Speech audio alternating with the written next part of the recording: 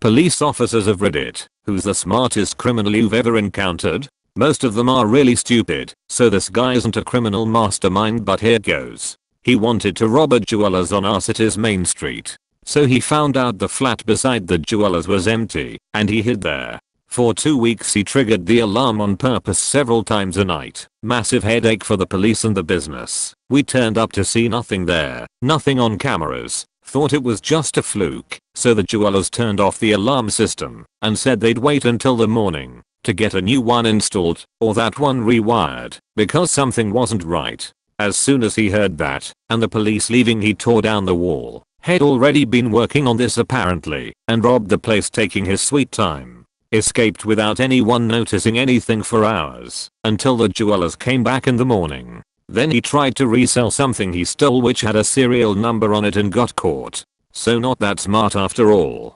Good effort though. A friend of my brother moved to Israel where for a period of time it was / acceptable to drive with an American driver's license. He was pulled over for speeding and when asked for his license, gave the officer his Costco card. Costco is a membership-based retail warehouse in the US and a few other countries. The exchange apparently went something like this. Officer, Costco? What is Costco? Friend, it's the state I'm from. Officer, that sounds made up. Friend, there are lots of states you probably haven't heard of. Have you heard of Arkansas? How about Idaho? Officer, I guess not. Friend, well, I'm from the small state of Costco. The officer didn't have a response and wound up writing the ticket to someone with a Costco driver's license. Friend framed the ticket and still has it hanging on his wall. Well, there was this one guy, we'll call him Jack. Now, Jack stole stuff, but also involved a lot of people. One time, he was planning to steal a whole bunch of cars, all luxury cars.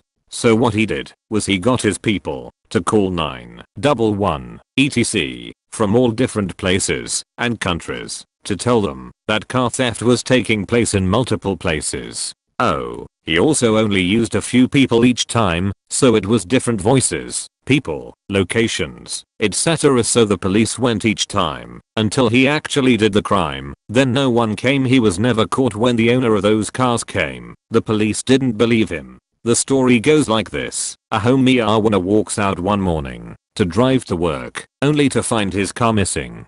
He reports the car stolen to police. A few days later, his car is sitting back in front of his house. When he gets inside, he finds a note. It was an apology that said the thief was in dire need of quick transportation, and so he borrowed the first car he found with the keys inside. The writer noticed the sticker on the car for the local sports team, and just so there were no hard feelings, he left 4 tickets to an upcoming game in the glove box for the homie Arwana and his family. So the homie Arwana and his family attend the game, but when they return home they find the house has been ransacked and all items of value are gone. There was a guy with over 50 speeding charges with the name Pro Jazdy. He was in a different car with a different disguise every single time. Eventually, after the government set up a special task force to take down this guy, they realized that Pro Jazdy means driver's license in Polish. Clarification, it was 50 different people. The police just wrote down their name as Pro Jazdy every time someone with a Polish driver's license was caught speeding. There's a small tourist town where I grew up that is divided in half by a big river. The only way between the two sides is over a long bridge, unless you go all the way around another mountain pass. These guys called in, like, 2 to 3 bomb threats to a posh hotel on one side of the bridge. I think they even left some dummy packages. All the police went across the bridge to do crowd control, etc., etc. The guys then called in a bomb threat on the bridge and started robbing stuff on the other side. The police couldn't be positive the bomb threat was real or not and hesitated long enough to give the thieves a head start. Here's one. I knew this guy back in the early 80s. Let's call him Jim. Well, he really wanted this high-powered superbike, but he knew he couldn't ever afford it. So what he did was to take drive to London and scout it about for a few days until he found that particular model parked outside a house. He goes back that night with a slidder hammer, pulls the lock, and steals the bike. He gets it home, puts it in his garage, and completely strips it, so that the only thing left is the frame and the bottom half of the engine, which he drags into the weeds at the bottom of his garden. Then he pours fuel over it and burns it a bit. A few weeks pass, and weeds have started growing over it. It's at that point he calls the cops and reports that someone had dumped a bike frame in his garden. The cops show up, and he explains that he'd just got back from being away and found it. The cops take the frame and note down high name and address.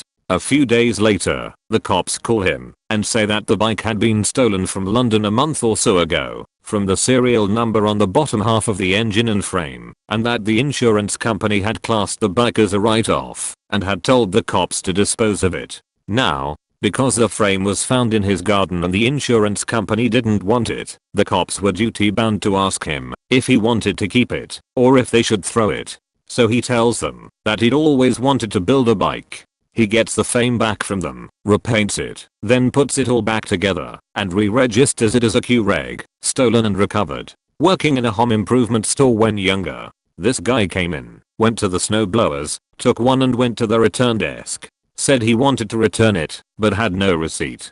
They told him you need a receipt, so he says, "Okay, I'll be back," and wheels it off to car through the front door. He did this a few times apparently. Couple places even helped him load it back into his car.